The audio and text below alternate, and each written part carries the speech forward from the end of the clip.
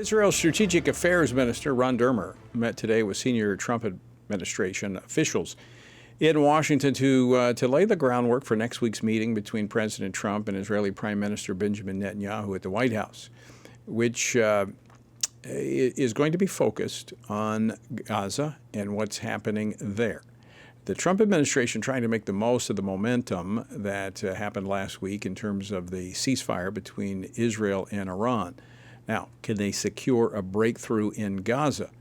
Much different situation there. Joining me now to discuss this and more is Congressman John McGuire, a member of the House Armed Services Committee and a Committee on Oversight and Reform. He represents the 5th Congressional District of Virginia. He is also a Navy SEAL.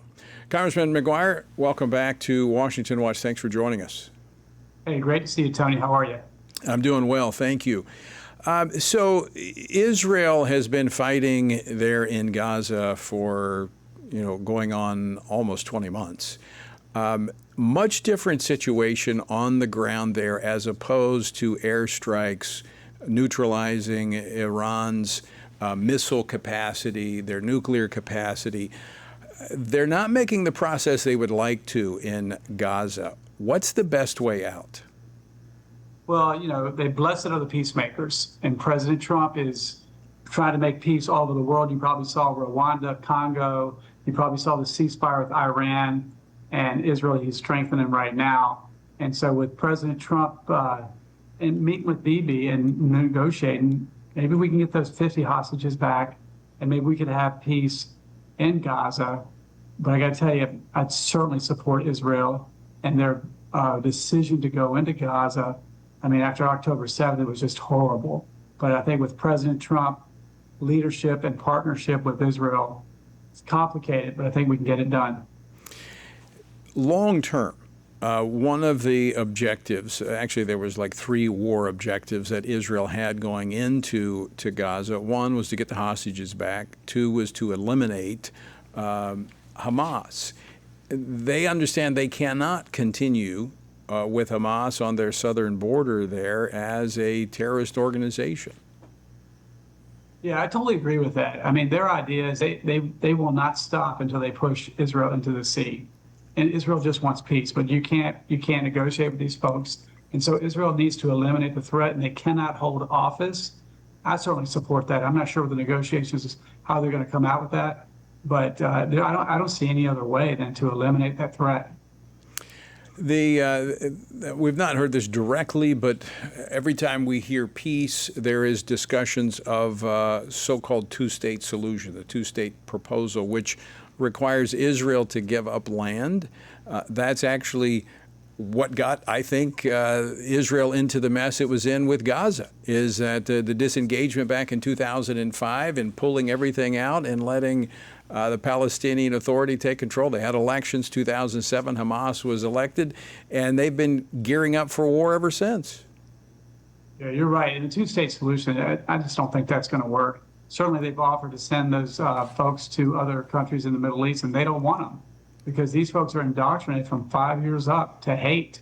And it's a difficult thing to overcome, but the two-state solution, I don't see that working. And like you said, it hasn't worked in the past. What's your sense now with this ceasefire between Israel and Iran? We're still getting, intels coming in regarding how far back Iran has been set back in terms of their nuclear program. What do you see as the ideal outcome there? Is it a regime change? Well, I think it's up to the people of Iran. I mean, back 40-some years ago, they were one of the most Western countries in the Middle East. But I looked at the intel reports. Trump and his decisive decision to go in there and use our military to take away their ability to have nuclear weapons, he obliterated that ability. I mean, there's just no way with 30,000-pound bombs that they survived that, the ability to make nuclear uranium, enriched uranium there. But I never thought in a million years I would see Israeli fighters being refueled over to Tehran. And so I think they've obliterated or minimized their ability to project power and war power. So I think this is the best time in history, I think, for regime change. But it's up to the people. Right. They don't like what's going on. They got to step up and do something.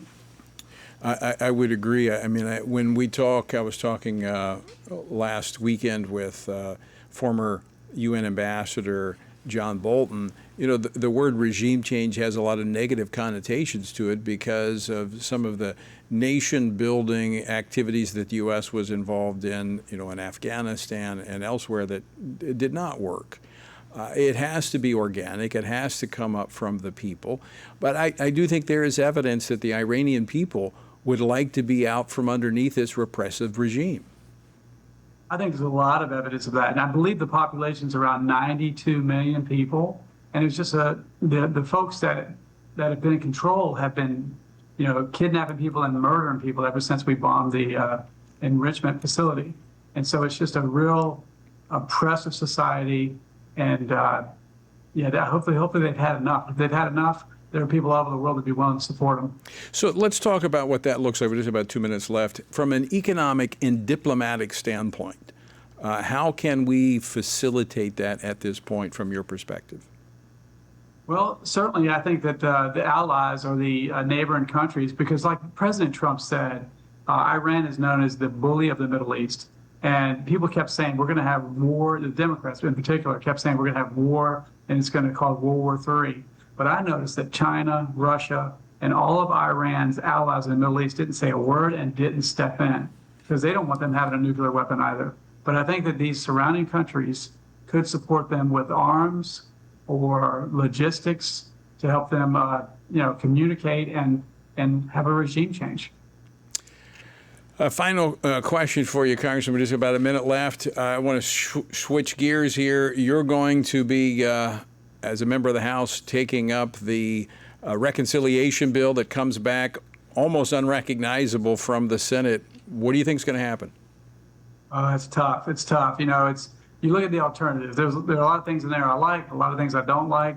I'm telling you right now, I'm going to vote yes, though, because the alternative is worse. I mean, it would be the largest tax increase on the Middle East. And I'm a limited government person, but if we should do anything, we should keep our people safe. And it's $150 billion for national security. It also puts money into secure our border, and we've got to be energy dominant. And, you know, obviously you remember under Joe Biden, the Green New Scam wouldn't let us, they shut down pipelines and everything else, shut down coal mines. So this will put jet fuel on our economy and grow this economy so that we can live, work, and raise our families in peace. All right, Congressman, we're going to leave it there. Always great to see you.